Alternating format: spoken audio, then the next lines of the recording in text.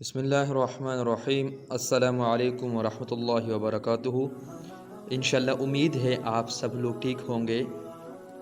وہ حضرات جو ہمارے چینل پہ نئے ہیں اور انہوں نے ابھی تک ہمارے چینل کو سبسکرائب نہیں کیا ہے تو آپ لوگوں سے درخواست ہے کہ ہمارے چینل کو سبسکرائب کریں تاکہ ہماری آنے والی ویڈیو آپ لوگوں کو بر وقت پہنچ سکے۔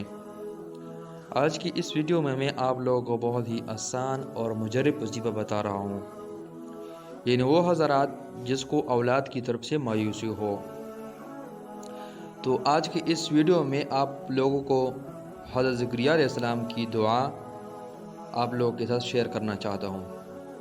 انشاءاللہ اس وظیفے کو آپ لوگ کریں۔ جو بے اولاد حضرات ہے یہ وظیفہ ان لوگوں کے لیے ہے۔ آپ لوگ یہ وظیفہ آج ہی سے شروع کریں، بہت ہی آسان وظیفہ ہے۔ تو جس شخص کو اولاد کی طرف سے مایوسی ہو وہ ہر نماز کے بعد 3 مرتبہ یہ دعا پڑھیں۔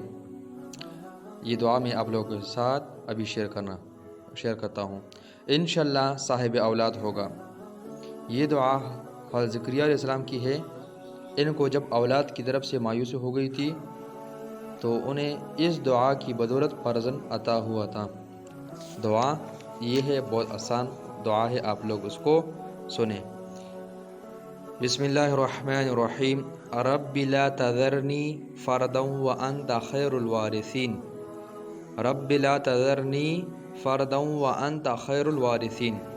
اس کا ترجمہ بھی سن لے۔ اے میرے رب مجھے تنہا نہ چھوڑیے اور آپ سب سے بہتر وارث ہے۔ تو یہ وظیفہ بہت آسان وظیفہ ہے، آپ لوگ آج ہی اس وظیفہ کو شروع کریں۔ دعا دوبارہ سنیں، رب لا تذرنی فردا وانت خیر الوارثین۔